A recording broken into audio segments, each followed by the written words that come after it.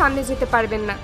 এমন এক জায়গা যে জায়গায় গেলে আপনার গা গুলাতে শুরু করবে, বমি বমি ভাব হবে, আর একবার নিচের দিকে তাকালে মাথা ঘুরে পড়ে যাওয়ার সম্ভাবনা সব থেকে বেশি।